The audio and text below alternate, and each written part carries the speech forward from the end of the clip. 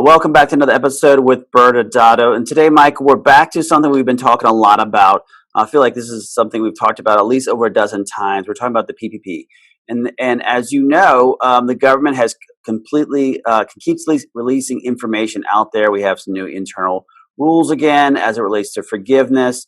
And for those who haven't seen the prior videos, some context here is number one is that you have ability to go from 8 weeks to 24 weeks. You can extend the time frame in which you can use these funds. And the other piece is that there's been a lot of discussions as it relates to 75% of the funds had to be used for a certain towards your payroll. Now it's only 60% of these funds have to be used towards your payroll. So two really big takeaways from that is that extension and the use. But there's a lot of other stuff out there. And Michael, I know you had some other thoughts that you want to dive into, and so let's jump into those today.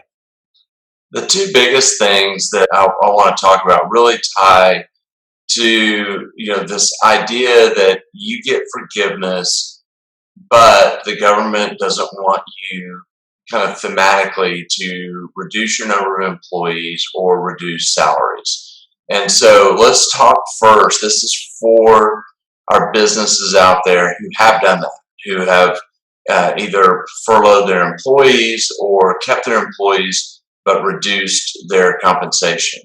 And so with the new guidance, the latest thing is that there is a new safe harbor that's a part of kind of the latest version of the law for reduction of full-time employees. So for those who furloughed or were shut down for some period of time, the new safe harbor says if your business was affected by the pandemic, those are my words, not the exact words, but it's really general like that, then you basically are protected from any reduction in your full-time employees. It looks like it's going to be a really easy standard to meet, and it was designed for it to be that way.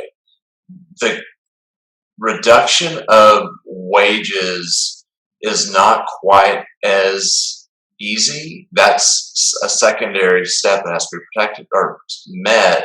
And so if you reduce your wages by some, greater than 25%, you have to restore those by the end of the year or the time that you apply for forgiveness, whichever is first.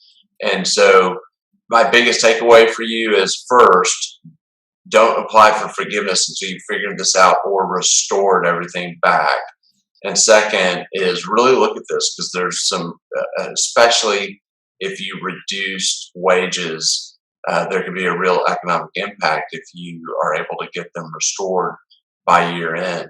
And then the final thing for those businesses who are fortunate enough not to have to reduce their workforce or reduce compensation is there's an easy form that the government released for applying for forgiveness. It's 2 pages long, and it's meant to be that simple for you're pretty straightforward. You're not going to be subject to penalties. They look for what your use of proceeds was, and don't forget this, they do require documentation.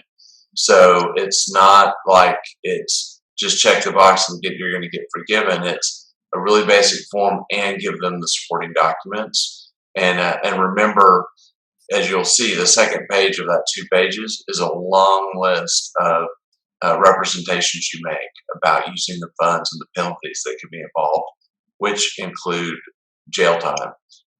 So as we've said many times, this is government money. Do it the right way. Excellent. Thank you, Michael. And that's all the time we have today. And we look forward to speaking with you next time. Thank you.